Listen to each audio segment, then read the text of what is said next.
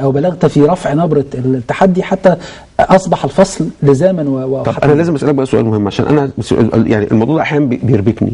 الناس اللي بتطلع وتتكلم عن مرسي راجع، السيسي قاتل، مش عارف ايه، ولاقي الشباب نازل في الشارع عمال يردد هذه الشعارات، وفي الاخر خالص عارف يقول لك الارتطام العظيم، جسم يتحرك بسرعه شديده يرتبط بجسم ثابت راسخ فبتلاقي فبتلاقي في الاخر ناس بتموت وناس بتعتقل وناس بتتسجن وناس. انا عايز اقول مين المسؤول عن القصه دي؟ هل الناس اللي فوق عماله تسخن الدنيا دي براء من هذا الامر؟ لا بالتاكيد. قادة جماعة الإخوان المسلمين، أنا كتبت الكلام ده تقريبا من 4 أو 5 أشهر.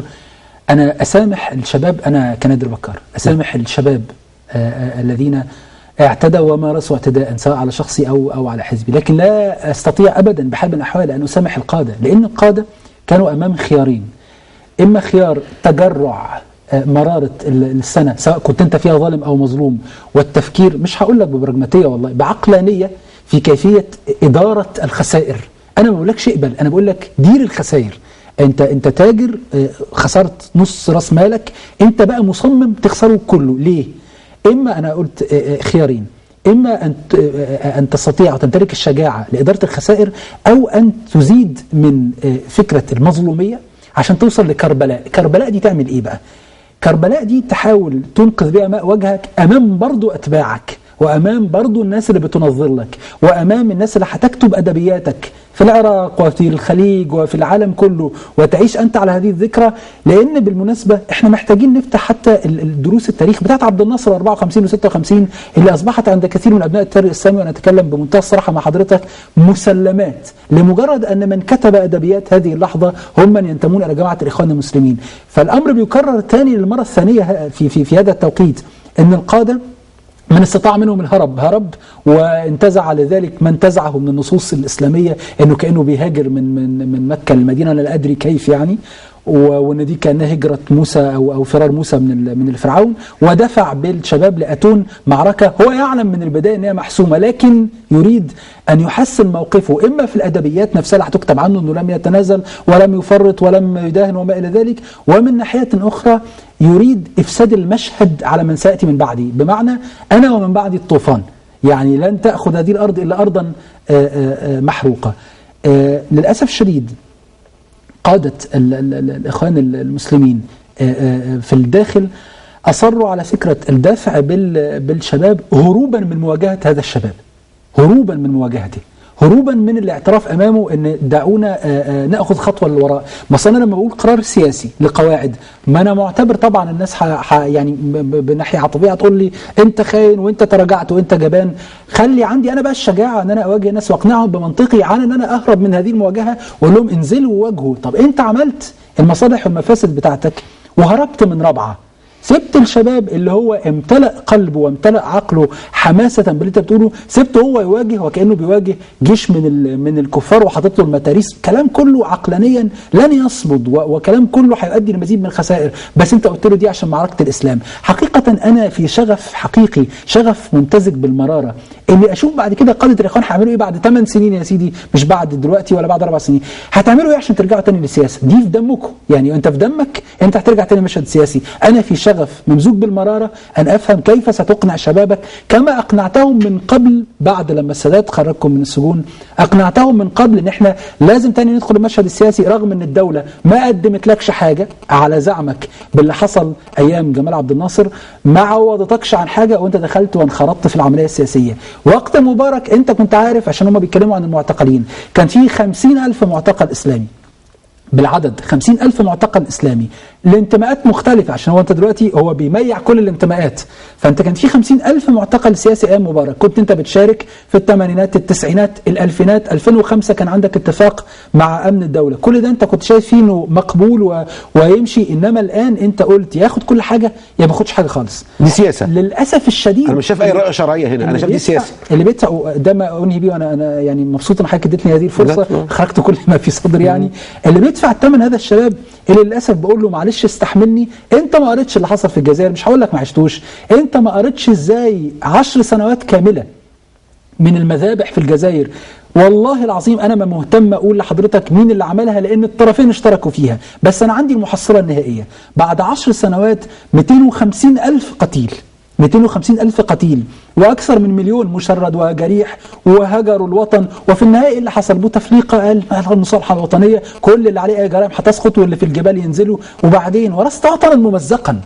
فانت الشاب ال 18 وال 19 وال 20 للاسف ايه اللي انت قراته؟ انا ما بقولكش حاجه، انا بقول لك احنا يا سيدي بعناك واحنا جبنا واحنا تراجعنا، اقرا انت، ده حاجه مش من مئات السنين، نفس السيناريو حدث من قبل. الذكاء انك تفوته، لو انت شايف انك مظلوم فوت من يريد ان يستدرجك، فوت الفرصه على من يريد ان يستدرجك. ده كان عندك في الجزائر للاسف الشديد، هو خلاص بقى هو قدرهم كده.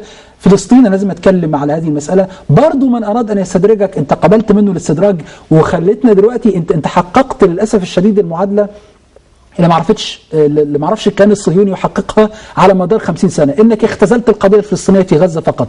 الان تتحدث عن القدس بغرابه شديده جدا، او انت تتحدث عن القدس ما بقاش هي يعني بؤره التركيز الاعلامي. برضو في مصلحه من؟ في مصلحه انت اقمت دولتك اللي انت شايف ان هي دي الدوله اللي في سبيلها يضحى بالكثير، في حين انت الاول كان ليك بعد اكبر من كده، كنت موجود في الضفه وفي غزه. انت الان حرمت نفسك وتقوقعت في غزه، واصبحت للاسف عندك مشاكل مع جيرانك في مصر، حاولت تستقوى بيهم كل حلمك شويه غاز وشويه طوب وشويه اسمنت ثم دخلت في مشاكل انت في غنى عنها وملهاش دعوه اصلا بقضيتك الاولى اللي هي القضيه الفلسطينيه. كل هذه التجارب ليه لم تقرا؟ وكلها على فكره في غضون بتتكلم فقط على 20 سنه، دي في عمر البشريه وفي تاريخ الامه، مش تاريخ الاندلس يعني. انت كلما ازددت نقول ايه تمحورا حول ايديولوجيه ضيقه بتضيع منك القضيه الاكبر. وانا معلش افتكرت الموضوع الجزائر شيء في غايه الاهميه، الموضوع الجزائر وموضوع غزه. على من يراهن جماعة الإخوان المسلمين، وعلى من يراهن شبابها، وعلى من يراهن قادتها إذا كنت يعني الجزائر وغزة خذلت فيها من المجتمع الدولي؟ ده أنا بالعكس أنا أتشكك في هذا المجتمع الدولي الآن حينما يدعمك. بالتأكيد ملف حقوق الإنسان أنا ما بختلفش عليه، إن ملف حقوق الإنسان فيه مشاكل كثيرة ولا بد أن هي تراجع، لكن أنا بتحدث عن الدعم. يعني أنت في وقت كبير جدا راهنت على دعم الاتحاد الأوروبي وعلى دعم الولايات المتحدة الأمريكية، وهذا لا يخفى على أحد للأسف الشديد. تراهن على دعم الناس دي ازاي وانت قدامك تجربتين حياتين، وتجربه في العراق والاخوان المسلمين في العراق في ظل الاحتلال الامريكي قبلوا بالمعادله، وكان منهم طارق الهاشمي اللي بقى نائب رئيس، وقبلوا بالمشهد السياسي كله.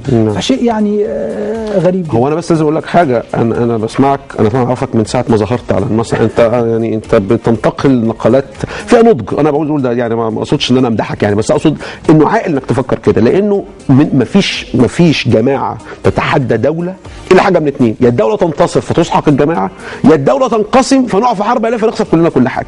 ولا ده مطلوب. على فكره حضرتك بتقول والله انا اشعر بالمراره انا بقول الكلام ده، انا مش سعيد ان انا بقوله.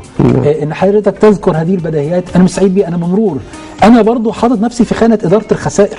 انا ما بقولش ان يعني انا واقف بتفرج في المنطقه الخضراء والمنطقه الامنه وبتفرج على الناس بتغرق، ده انا وسطهم، انا وسط هذا الوطن، وشايفه للاسف الشديد بيتعرض لهزات كبيره. ان شاء الله يعني لن يسقط، لكن شايف في ناس بتدفع عربه الوطن باتجاه المنحدر.